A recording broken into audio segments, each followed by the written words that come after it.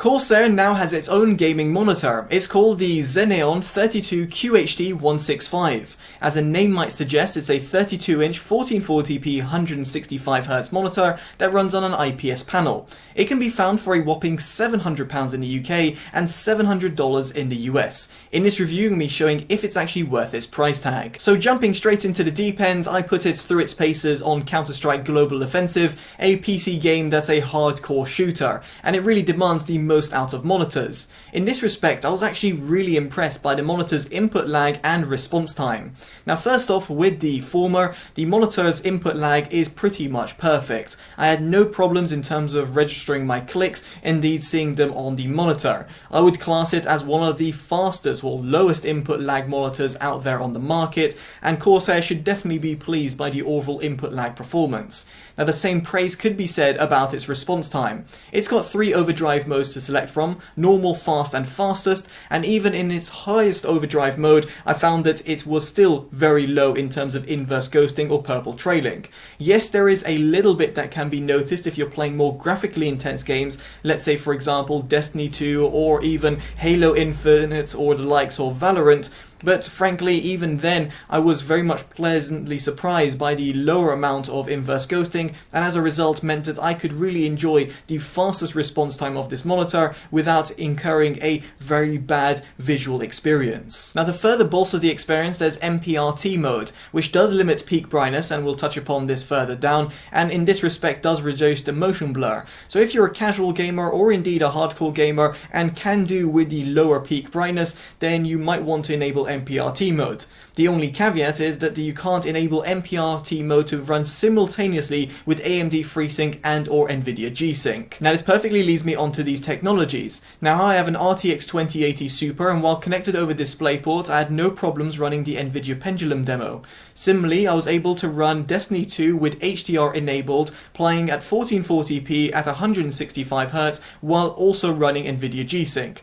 Suffice to say that you're going to get a tear-free gaming experience if you so wish to use it, and of course, as I did mention before, cannot be simultaneously used with MPRT mode. So moving on, we get onto its HDR performance, and here I will say that the overall experience was a little lackluster. Granted, the monitor has HDR 400 certification and does hit around 400 nits. It is a shame that it can't get over 600 nits and therefore get the HDR 600 or above certification. In this domain, given the overall price tag of the Corsair monitor, I was expecting a lot better, and here it is completely trumped by those monitors that do offer a superior HDR experience. Now before concluding the gaming section, I should touch upon console gaming. Now here the monitor has a 1440p 165Hz panel, and if you're running an Xbox you'll be able to run Full HD or 1440p at 120Hz and also 4K at 60Hz. That's because this monitor supports a 4K input, and I had it tested via my 4K Blu-ray player and can attest to it.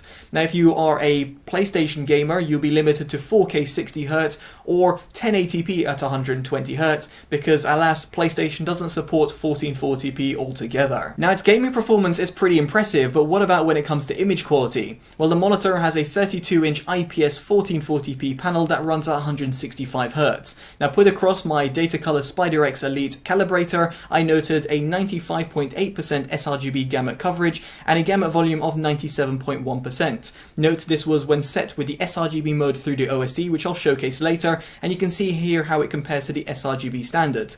Now in terms of average delta E, in terms of color accuracy, it got 1.07 and a maximum of 2.51, which is seriously impressive. Now if you were to lob it outside of its sRGB mode, here it has a wide color gamut, and you can see over here how it affects the Adobe RGB and DCI-P3 standards, and of course the sRGB color accuracy as well, whereby it also drops.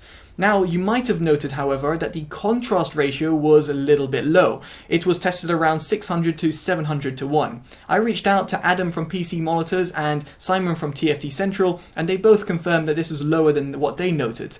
Note, you can check out their reviews down in the description below because what they do is absolutely awesome. Now I did also reach out to Corsair and they did also confirm that this seemed to be a bit lower. Now this got me thinking, and I tested it with my own monitor and I got a lot higher results. In other words, with my Acer 144Hz 1440p monitor, I was getting around contrast ratio of 1200 to 1 with the very same calibrator and also the very same setup. Now, as I was testing the monitor, a delivery came in, and that was my new calibrator. Now this is from Calibrite, and it's called the Display Plus, and you can find it down in the description below in case you're interested.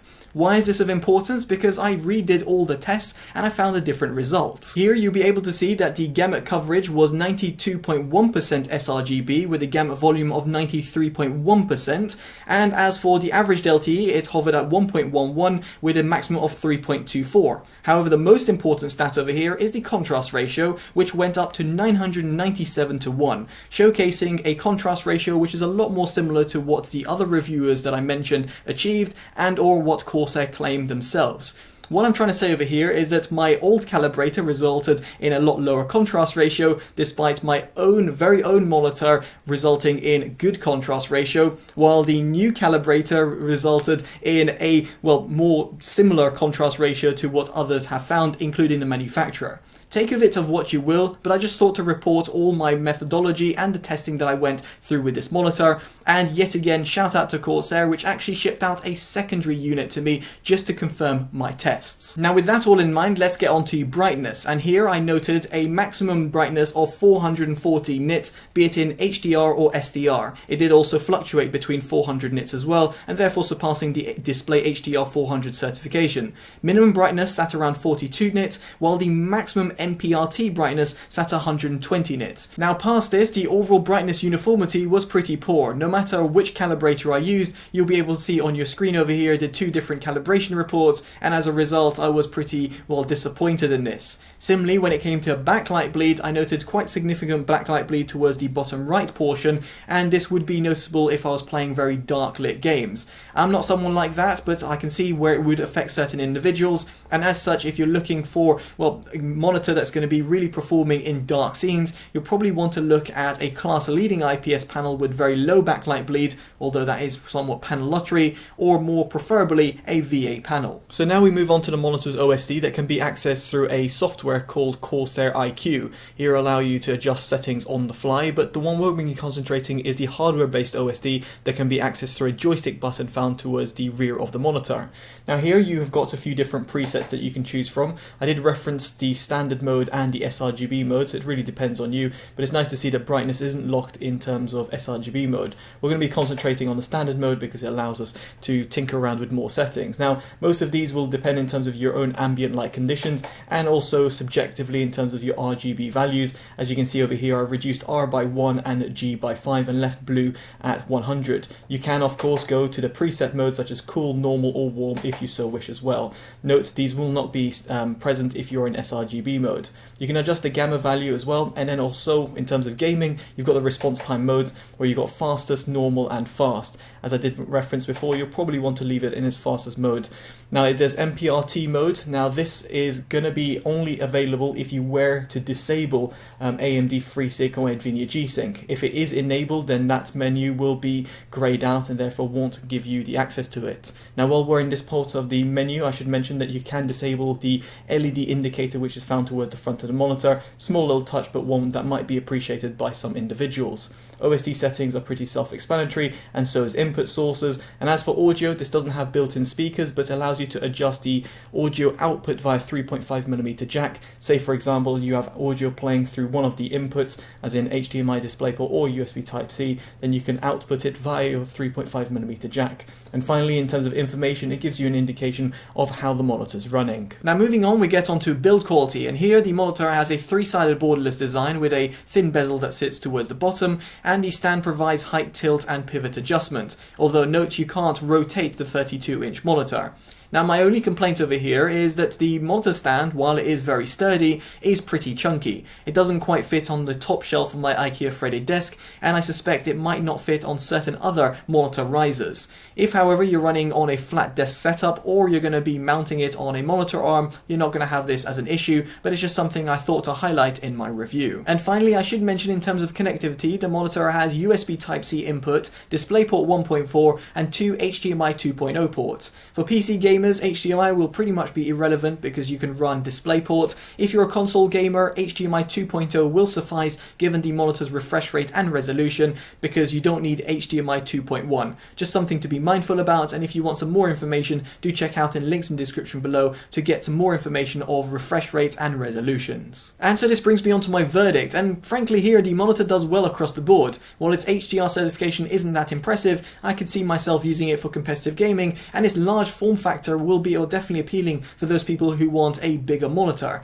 The problem, however, is its overall asking price. £700 and $700 in the UK and US respectively is far too much. Here you're competing with the likes of 240Hz 1440p HDR 600 certified monitors, or indeed if you're going for non-240Hz monitors, you can find 144Hz 1440p monitors at a far cheaper price. And as a result, there's some alternatives from the likes of Samsung, Alienware, BenQ, Acer and AOC, all of which can be found in the description below in case you're interested.